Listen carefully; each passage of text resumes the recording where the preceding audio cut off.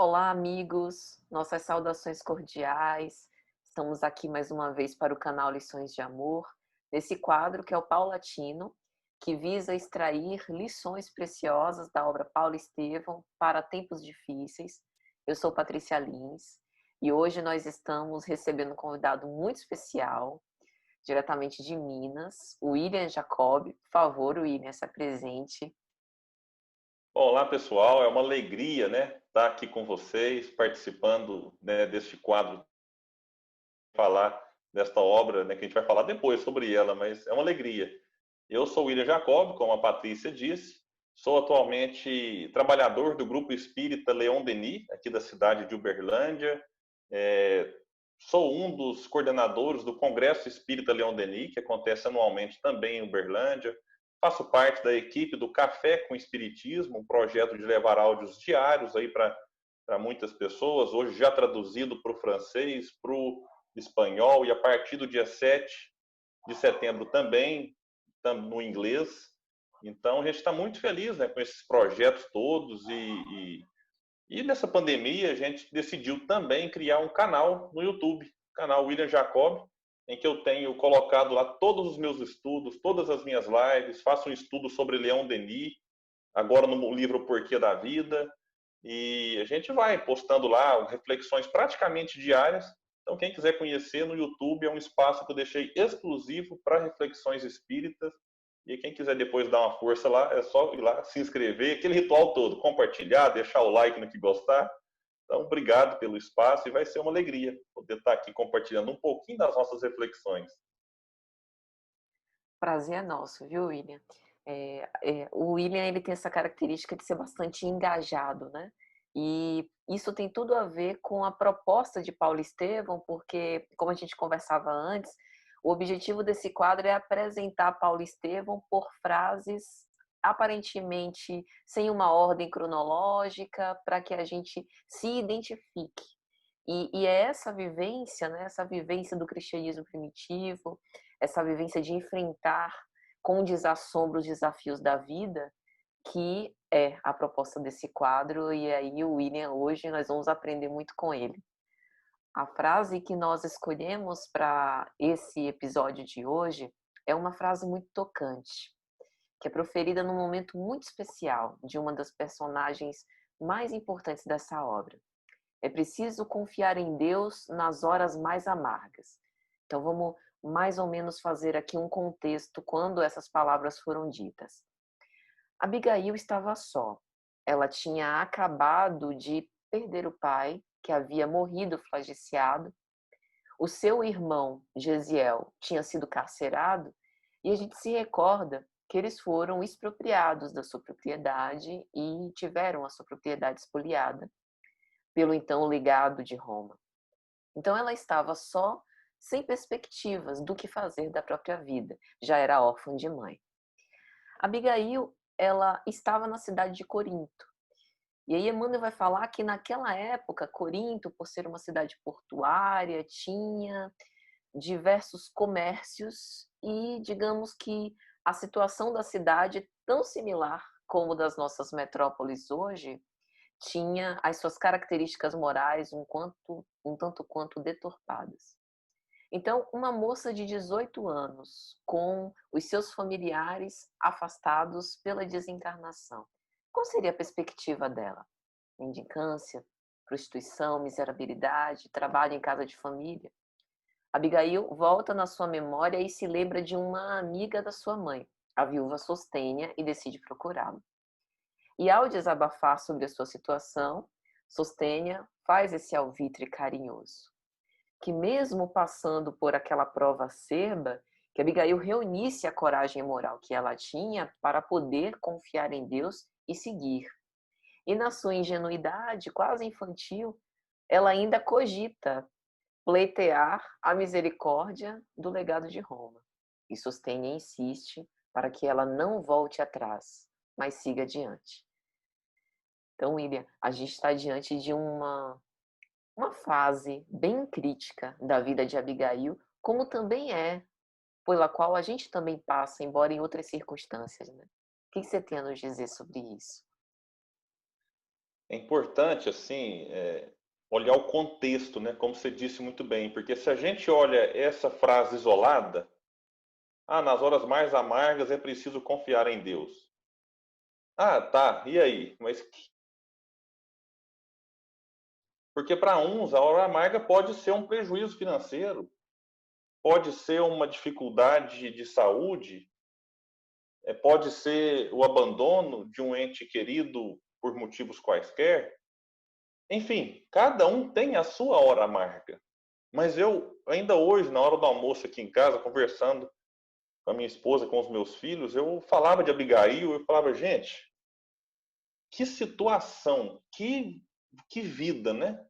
Como você disse muito bem, a mãe já havia desencarnado antes.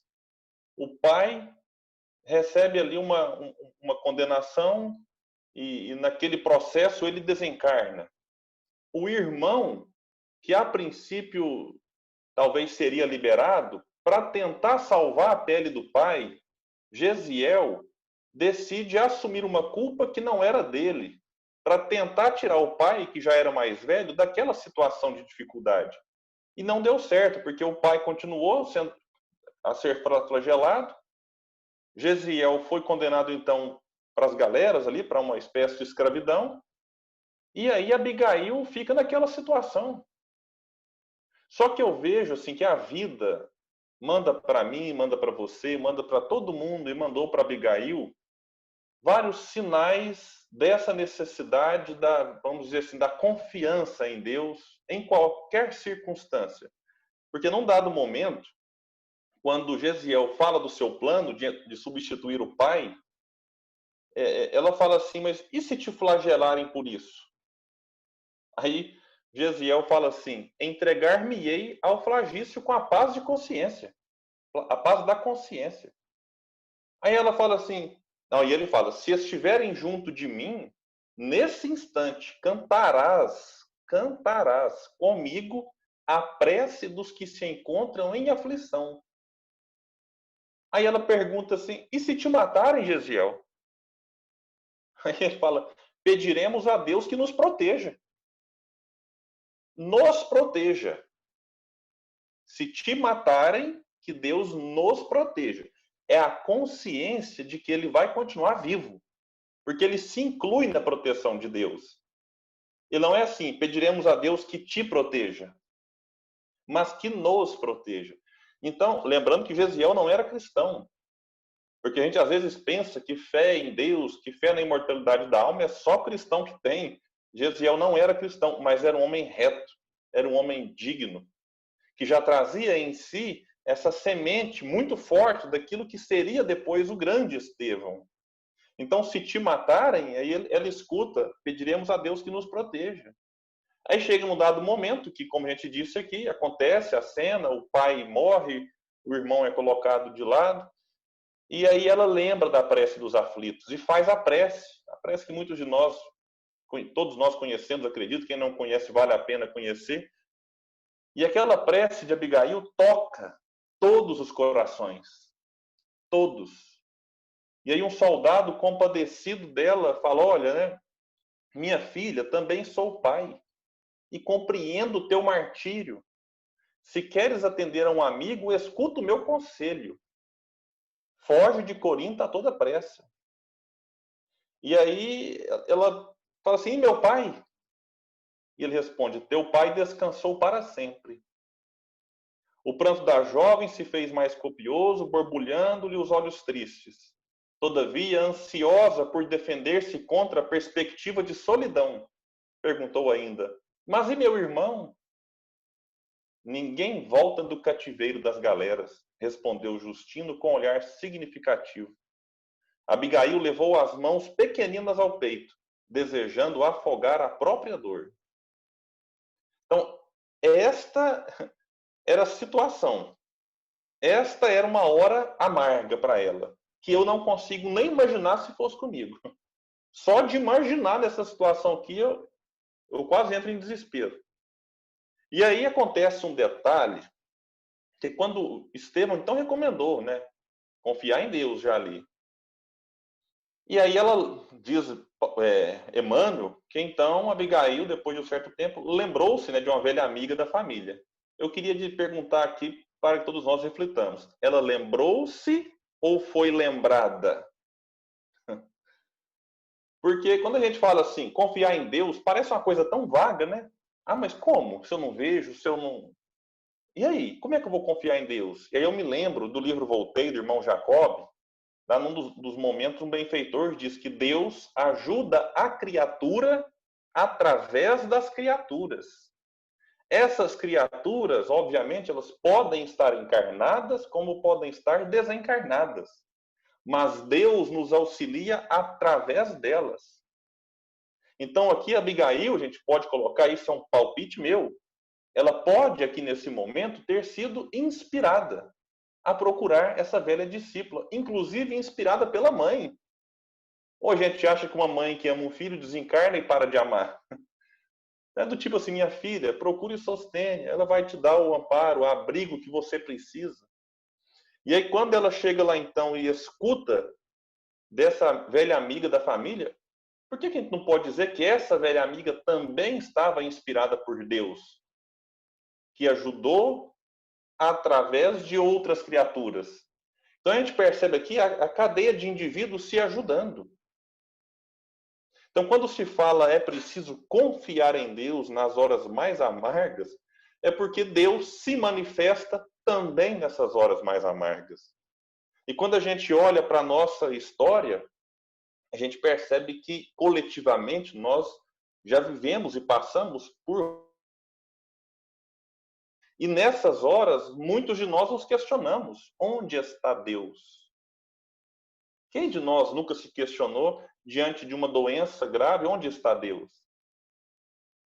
No Holocausto, talvez seja o momento assim mais terrível da nossa história, em que mais de 60 milhões de pessoas na Segunda Guerra Mundial agora, né, tomando como todo agora, não só o Holocausto, mas tudo que aquilo envolveu, mais de 60 milhões de pessoas desencarnaram, com muitas torturas, enfim. Quando eu vejo um filme da Segunda Guerra Mundial, eu fico entristecido.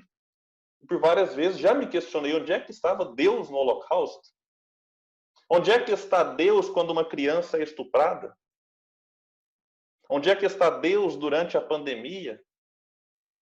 E aí foi numa live assistindo num quadro chamado Espiritualidade na Ação, em que ali nós temos a figura de Eduardo Moreira, nós temos, que é o anfitrião do canal, nós temos a presença fixa de Frei Davi, um franciscano, o pastor Henrique Vieira, e sempre com um convidado, outro, Simão Pedro já participou desse quadro.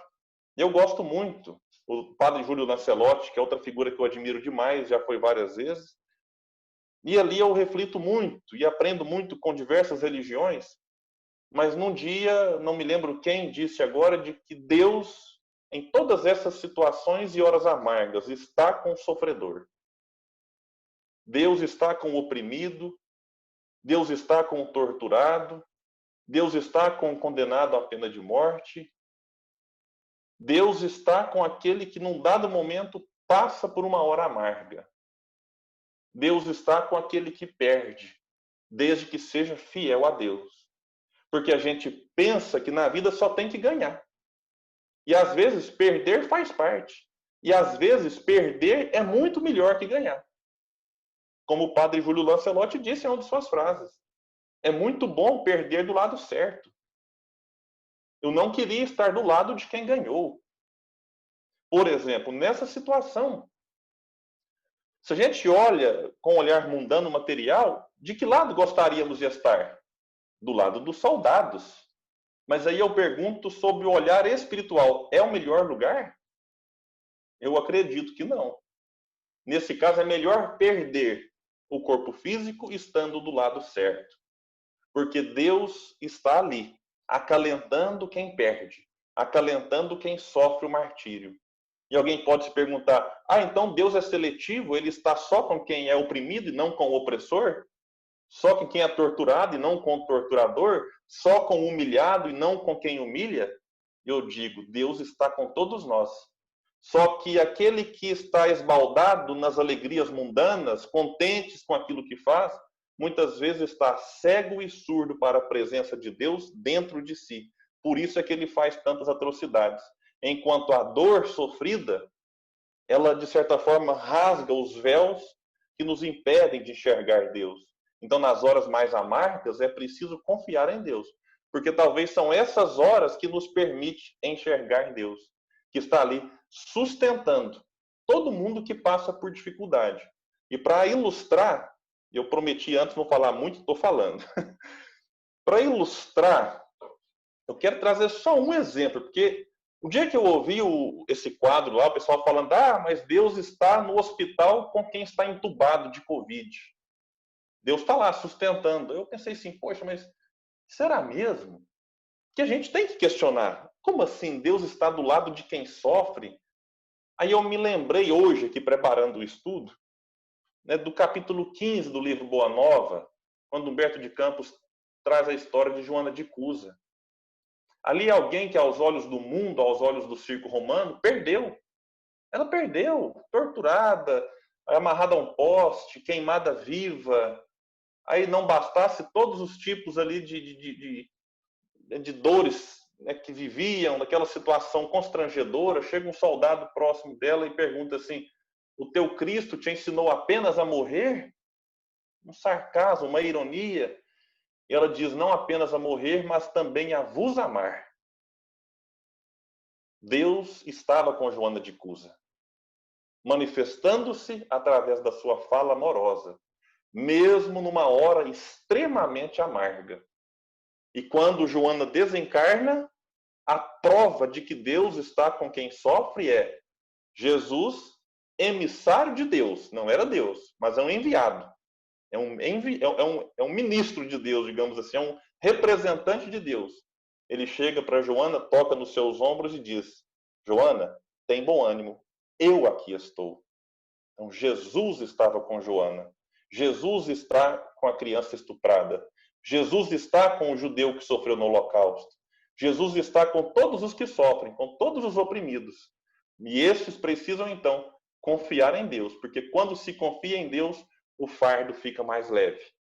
E aí a gente encontra até mesmo alegria no sofrimento. Maravilha, William. Belíssimas reflexões. Você falava sobre o contexto um pouco anterior a essa fala, e aí você se lembrou daquele trecho de que, perante a constatação da solidão iminente, Abigail pega as suas mãos pequeninas e confrange, né, junto ao peito, como se quisesse conter ali aquela angústia.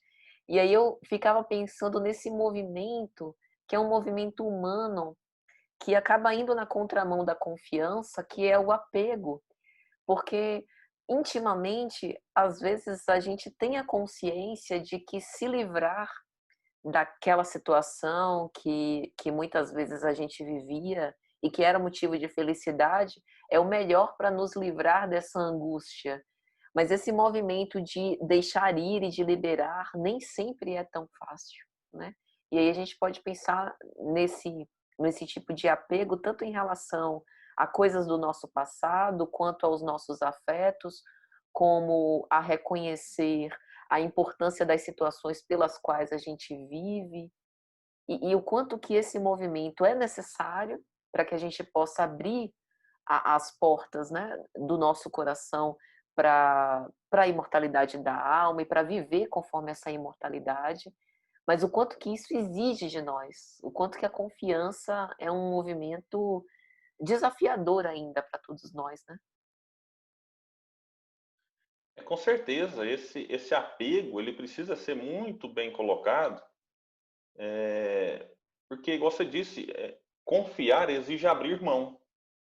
Né? Uma criança que se atira no colo de um pai, ela confia, né, de que o pai está ficando grandinho, eu já não consigo, já não é garantia que eu consigo te pegar. A gente arruma força ali e pega. Então a criança ela confia, então ela abre mão, né, daquela situação ali da segurança do solo, do sofá, de uma cama, e se atira nos braços do pai. A nossa relação com o divino deveria ser um pouco nesse sentido. é ter uma confiança de, olha, eu vou me jogar. Onde? Porque Deus não é ser humano. Eu vou me jogar nos braços, que a gente poderia aqui fazer uma comparação como leis. Eu vou me jogar nas leis divinas, cumprindo-as, compreendendo-as, para que aí sim eu consiga enxergar que nesse processo de confiança a gente tem que aceitar a ideia, não tem, né? Mas seria mais fácil, a ideia de continuidade. Que a imortalidade da alma faz toda a diferença na confiança em Deus. Porque se eu enxergo a vida berço ao túmulo, a confiança fica um pouco complicada. E se eu enxergo a vida pós-túmulo só céu e inferno, aí eu começo a ver que talvez ficaria confuso, porque às vezes alguém que não vivia uma vida digna, mas que fazia parte de uma religião, vai para o céu, enquanto aquele que era correto, era honesto, tinha um caráter elevado, aí ele não era daquela religião e vai para o inferno. Então, a ideia da imortalidade da alma, mas de como essa imortalidade se dá na realidade, ela é muito importante para que a gente de fato confie. Para que a gente confie no Deus que criou os homens e não no Deus que os homens criaram. Pegando aqui uma frase de Voltaire. Porque essa ideia distorcida da divindade complica a confiança. Porque a gente tem uma ideia agora carnal, eu adoro o Leandro Carnal. Ele é ateu, né? Aí o pessoal fala assim, nossa, mas você trouxe um cara para falar de pastor, de padre. O Eduardo Moreira, eu nem sei que religião que é a dele, agora fala de um ateu. Mas o Karnal fala que é curioso, porque a gente às vezes quer customizar Deus. O que é customizar Deus? Eu, por exemplo, na minha área profissional, eu trabalho com motos, né? E às vezes a pessoa chega e ela quer comprar peças para sua moto para customizá-la. Então ela pegou a moto na fábrica, na concessionária, nem placa não tem ainda. Ela quer tirar o retrovisor que vem, original, colocar um retrovisor vermelho. Aí, de repente, ela vai ali na manopla, que é onde você acelera, tira aquela manopla, quer colocar uma roxa. Aí ela já coloca um acessório desse jeito, outra parte cromada, ela vai customizando a moto de acordo com o seu gosto. Isso é maravilhoso, eu já tive moto, adoro, adorava fazer isso, é bacana, a pessoa se sente bem. O problema é que a gente quer fazer isso com Deus. Aí, opa, não, peraí, Deus desse jeito eu não gosto. Eu tiro esse atributo de Deus e coloco um outro para ficar como eu quero. E aí, se eu quero ser violento, aí eu falo, poxa, Deus é violento. Se eu sou ciumento, aí eu quero colocar que Deus também é para justificar a minha atitude. E aí a gente inverte a passagem bíblica que diz que nós fomos criados à imagem e semelhança de Deus. Ou seja, estamos num caminho de aproximação com o divino. E a gente inverte e acha que Deus foi criado à nossa imagem e à nossa semelhança. E quer transferir para a divindade as nossas limitações. Ao invés de pegar esses atributos divinos e trabalhar dentro de nós. A justiça, a bondade, o amor, a misericórdia. Então, assim, a ideia de Deus ela é central. E não é à toa que Kardec, vou falar de um espírito agora, que é para não ser excomungado, né? Não é à toa que Kardec, na primeira questão do primeiro livro espírita, coloca que é Deus. Ele não começa com imortalidade, com reencarnação, com mediunidade, com leis morais, porque a pedra, vamos dizer assim, angular, fundamental, sobre a qual se ergue o imenso edifício da doutrina espírita é a da divindade. Se eu não compreendo essa base, daqui a pouco eu vou estar com ideia distorcida sobre um monte de coisa. Então é por isso que Kardec coloca Deus como a base. Que sem essa base bem feita, tudo se complica e a gente vai ter dificuldade para compreender o Espiritismo e dificuldade para confiar em Deus nas horas amargas da vida. Perfeito. Essa visão antropomórfica de Deus é uma forma de facilitar o nosso trabalho, né? De progresso moral. Eu gostei da sua citação, William, de Leandro Carnal, porque ele é um profundo estudioso das religiões, né? Não obstante a sua opção pessoal. E eu acho interessante essa diversidade, né? Esse diálogo ecumênico, porque eu penso sempre em Jesus e o quanto que ele gostava de cada subjetividade e sabia extrair de cada pessoa o que de especial ela guardava dentro de si, né? Então, por isso que é interessante a gente, até para trabalhar a nossa tolerância ao contraditório, o poder argumentativo, a racionalidade, né, que a gente coloca assim como tão importante dentro da própria doutrina trazida por Kardec. Então, essa ideia é bem interessante.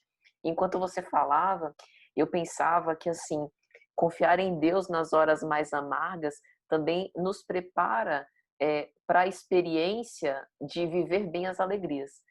Porque se a gente consegue, né, manter essa fidelidade no momento da agonia, o momento do regozijo também é um ode a ao Criador, né? E a gente consegue aproveitar essa alegria de uma forma melhor. Porque muitos dos nossos fracassos, esse é um ponto importante também, porque quando tudo sorri, a vida está mil maravilhas, boa parte dos nossos tropeços se dão nesses momentos. Então, se a gente desenvolver a confiança em Deus e a fidelidade nos momentos de amargura, a gente vai também se capacitando para quando enfrentar uma alegria, porque é assim, a pandemia está aqui agora, é um momento de dificuldade, daqui a pouco ela passa. E aí, como é que a gente vai se comportar no novo normal? Esse é um ponto para a gente refletir.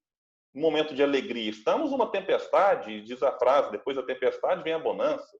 Eu estou numa expectativa danada dessa bonança, porque a tempestade tá complicada. Então, e aí, daqui a pouco vem a bonança e a gente pega essa bonança e vai fazer o que com ela? Se comprometer para essa encarnação e para as demais? Ou confiando em Deus, saber calma, porque como vai dizer Maria para o Chico, tudo passa. Os momentos difíceis e os momentos alegres. E a gente precisa saber se comportar neles para realmente adquirir aí o progresso espiritual. Perfeito. William, desde já, nosso muito obrigado. Convite para que você retorne mais vezes e te pediria para suas considerações finais, por favor. Aí eu só tenho a agradecer, sabe? Refletir sobre esse texto que você me mandou, eu quero reler, e sempre arrumo uma desculpa e vou adiando, mas eu estou disposto a fazer isso o quanto antes. Então, rever essa passagem, que eu já tinha até esquecido, para te falar a verdade, foi uma oportunidade brilhante assim de pensar em muitas coisas. Então, eu sou grato pela oportunidade. Parabenizo mais uma vez você. Peço a todos, né, que estão aqui acompanhando, que reflitam nessas lições, não apenas desta série, deste vídeo, mas de todas as outras que a gente está assistindo. A gente tem que fazer aquele movimento de sentir um pouco do que a lição quer nos ensinar, porque é sentindo, depois de conhecer e meditar, é que a gente vai ter condição de viver. É tão difícil viver o Evangelho, a gente vê que o próprio Paulo passou por dificuldade quando disse, né, o bem que eu quero eu não faço, mas o mal que eu não quero, esse eu ainda faço. Então, esse processo de nos despir do homem velho para nos revestir do homem novo, como disse o próprio Paulo, não é fácil, mas ele precisa que a gente conheça, medite, sinta, para que a gente possa vivenciar. Obrigado e muita paz para todos nós. Que assim seja, nós que agradecemos. Então, gente, até a próxima, se Deus quiser.